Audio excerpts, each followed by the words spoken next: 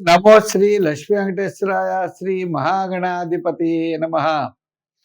జైతు జైతు దేవో దేవకీ నందనోయం జైతు జైతు కృష్ణో వృష్ణివంశ ప్రదీప జైతు జైతు మేఘశ్యామల కోమలాంగో జైతు జైతు పృథివీ భారనాసో ముకుంద.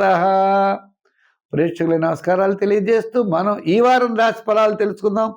ఫిబ్రవరి 22 నుంచి 28 వరకు ఉన్న గ్రహాల యొక్క పరిస్థితులను అనుసరించి రాశి ఫలాలు తెలుసుకుందాం. మేష వృషభ మిథున రాశుల్లో చంద్ర సంచారం, మరి కుంభరాశిలోనే రవి, రాహువు, శుక్రుడు, కుజుడు మకరం నుంచి మీకు కుంభంలోకి పెడతాడనుకోండి. ఏదైనప్పటికీ కూడా శని మీనరాశిలో. ఈ విధమైనటువంటి సంచారాల ద్వారా మనం ఈ వారం రాశి ఫలాలు తెలుసుకుందాం. మకర రాశి. ఈ మకర రాశి వారికి చాలా అనుకూలమైన వాతావరణంలో మరి తృతీయ స్థానంలో శని అంటే విజయం సాధించవచ్చు. చేత మీ యొక్క ప్రణాళికలు కరెక్ట్ అవుతాయి. కొంత ఆలోచన బాగుంటుంది. శుభరూపమైన పుణ్యరూపమైన కార్యక్రమాల్లో పాల్గొంటారు. వస్తువాహనాది యోగములు ఉన్నాయి. వార ప్రారంభం వివాదాలకి దూరంగా ఉండాలి. చతుర్థ చంద్రుడు.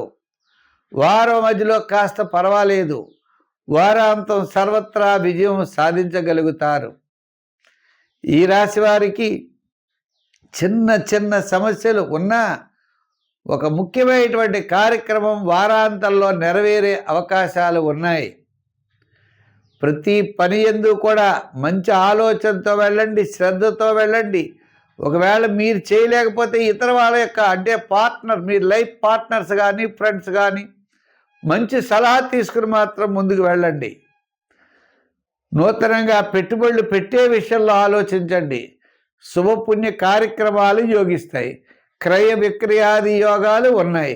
మంచి ఆలోచనలతో ముందుకు వెళ్ళండి. కొన్ని ముఖ్యమైన నిర్ణయాలు తీసుకుంటారు.